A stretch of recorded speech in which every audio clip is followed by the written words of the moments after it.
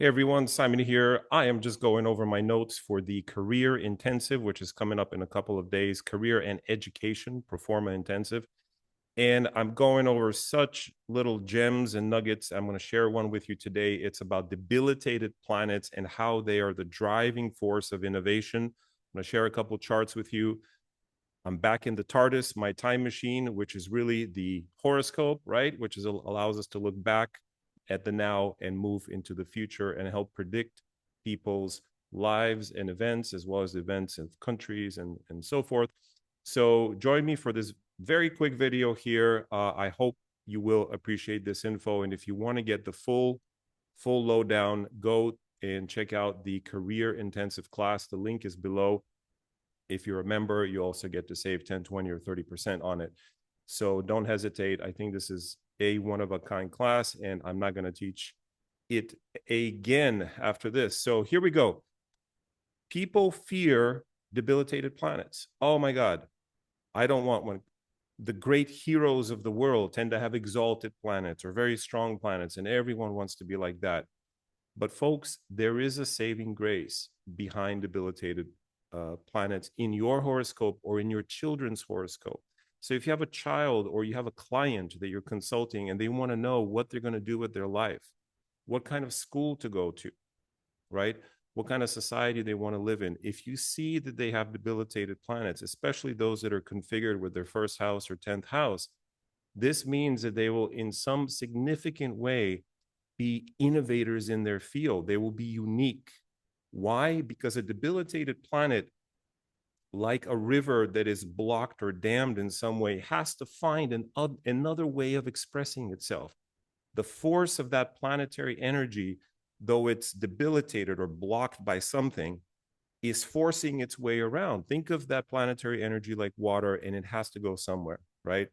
So here are a couple of examples of people with debilitated planets. The first is Albert Einstein. I know, that was in the last century, but everyone knows Albert Einstein, and he has two debilitated planets, the ruler of his ascendant, as well as the moon. And he was very much an innovator, an oddball, and he first created this idea of a thought experiment. He said, what if I were sitting in a chair riding on a beam of light?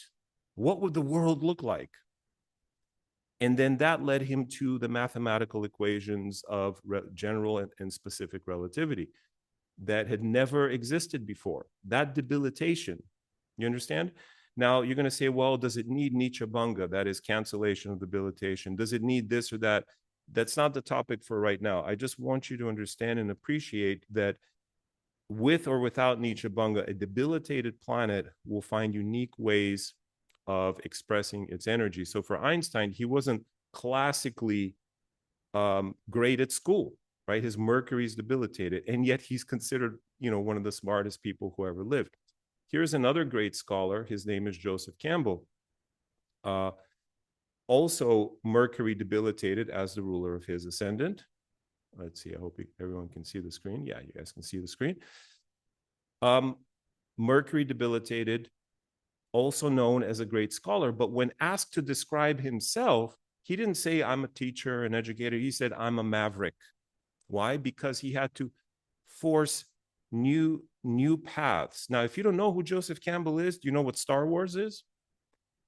George Lucas, the director of Star Wars, went and studied with Joseph Campbell, interviewed Joseph Campbell about the hero's myth. So Joseph Campbell chewed and digested the ancient myths from different cultures, from Hindu, Viking, Norse culture, Greek, Roman, etc., and distilled them into their essence and created something new. He innovated this, the hero's path, the steps the hero has to take. And then George Lucas took that and fictionalized it into perhaps the most successful movie franchise in history. Another debilitated planet person. Here's a chart of Chuck Berry. Now look, these are people I know. If you're 20 years old, you might not know these people, but you know their effects. You are here. Society is perfused with the effects of Albert Einstein's work. of Joseph Campbell's work and Chuck Berry's work. Why? Because the riffs that he created, the rock and roll guitar riffs, were copied by the Beatles. They were copied by pretty much everyone who plays rock and roll guitar, does what Chuck Berry did. Why? That bending sound that he did, that slides double stop sound that he did, that's Chuck Berry. Now, he got it from other sources, but he made it unique. He has 3 debilitated planets. Now, that's not good for other things, for a sense of self-esteem and so forth. But nevertheless, they create an immense amount of individuality and innovation in the chart. So this is, if your child has debilitated planets, understand that they will have to find their way in life in different ways than the average person who doesn't. And so you can support them as an educator, as a parent, as a consultant, and so forth. So in our career intensive, we're going to go over this and so many more methods on how to choose the right education, how to choose the right career if you're a child, or if your client is young, or even if you're changing careers and you're asking, what should I be doing in life? A quick glance at the chart, a 30-second to 1-minute analysis of the chart can help you figure out what those Harvard tests that take 3 hours to complete and all these psychological analyses that psychologists and so forth have created attempt to do. But it's all in your chart, because your chart is the DNA of who you are and what your best expression is in life. And I'm going to show you how I was taught to read it. These are methods from my teachers. It's nothing that I'm making up. But they're methods that you probably haven't seen, and they're not in any books. They're not on YouTube that I know of. And I'm going to be sharing them with you guys, hopefully. So join us. It's not too late. First class is Monday night at 7:30 p.m. Eastern.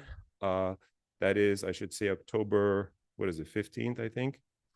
So anyhow, links below, check it out. And if you have questions about debilitated planets, or maybe remedies, upayas, things you can do, I am planning on making a video on YouTube on upayas for dummies, remedies for dummies. And part of that will be how to remedy any planet. It's, yeah, we'll wait for that until that comes out. But in the meantime, hope you can join us, and we'll see you in the next one. Hari Om, Hari Om.